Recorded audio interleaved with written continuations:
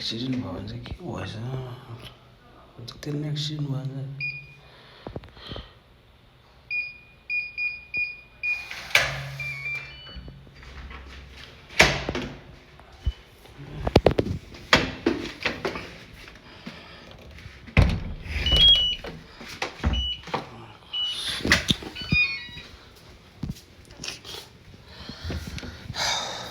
के भयो भनेको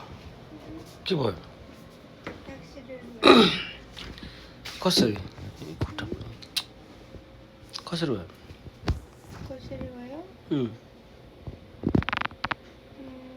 बसमा बसिरहेको थिएँ एक्कासी ब्रेक हान्यो अनि त्यसपछि दुईवटा घुँडा जोत्तिनुको अगाडि अनि टाउको चाहिँ जोगाएँ हातले अनि यतापट्टिको हातमा जोतिनुको छ अनि खुट्टा चाहिँ देब्रे खुट्टा चाहिँ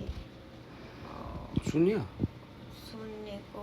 भन्दा पनि उतिखेरै सुन्नेको थियो अनि नचला भनेर ब्यान्डेज बाँधेर भित्रबाट अनि बाहिर चाहिँ यस्तो गरिदिएको छ अनि भरना चाहिँ त्यहाँ त्यो हस्पिटलमा चाहिँ लिँदो रहेनछ खुट्टा भाँचिएको ओरेको अब त्यो एक्सिडेन्ट भएको भरना चाहिँ भाँचिएको ओरेको छ भने चाहिँ लिँदो रहेछ नभए लिँदो रहेनछ अनि अहिले चाहिँ ट्याक्सी चढेर घरमा आएँ अनि बसिरहेको अनि भोलि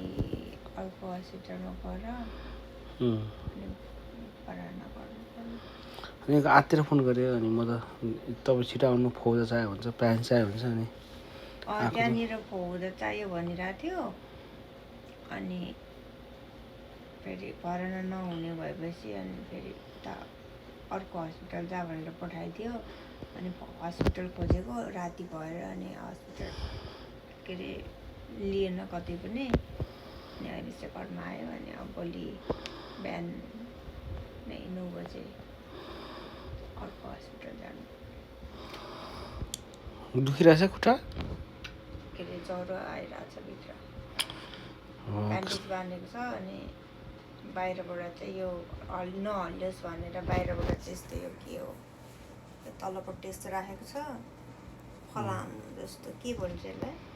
फलामै होला प्लास्टिक हो अनि नहल्लियोस् भनेर अनि यहाँ त यो भित्र चाहिँ ब्यान्डेज बाँधिदिएको छ भोलि पनि फेरि हस्पिटलहरू त बन्द होला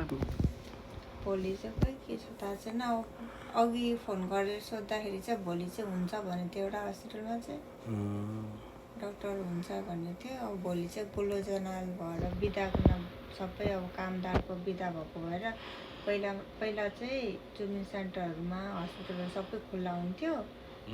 अनि यसपालि चाहिँ सबैको बिदा बस्ने भएको भएर अब खै के हुन्छ थाहा छैन दुख्दो रहेछ अनि यस्तो भएको चाहिँ दुख्दैन त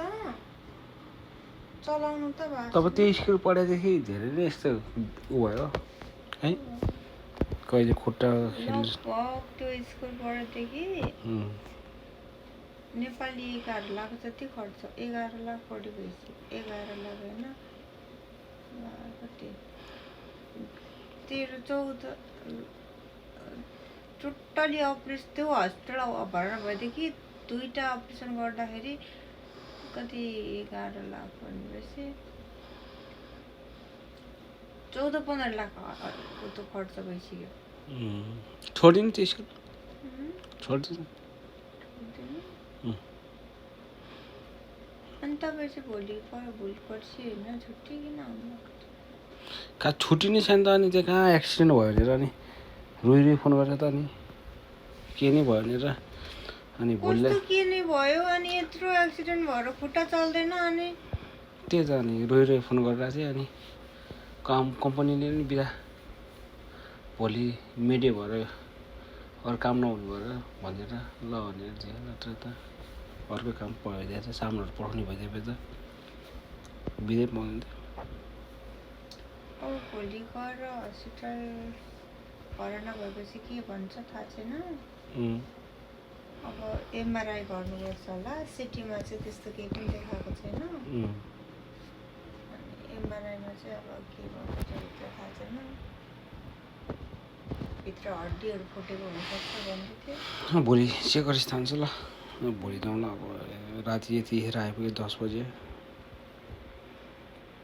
10:30 भइसक्यो। ल बाई बाई बाई बाई कसलाई बाई भन्ने बाई भन्नु पऱ्यो नि गुड नाइट भन्नु पऱ्यो नि त अनि गुड नाइट भनेर सुन्नु पऱ्यो भिडियो बनाएको तपाईँले भिडियो बनाएको हो ल किन बनाएको त नि भिडियो ल राखिदिएको गुड नाइट ल बिर्सेको हुन्छ भोलिदेखि गएर चेक गरौँ के हुन्छ अनि भोलि अर्को भ्लगमा अब त्यसको विस्तृत जानकारी दिउँ ल गुड नाइट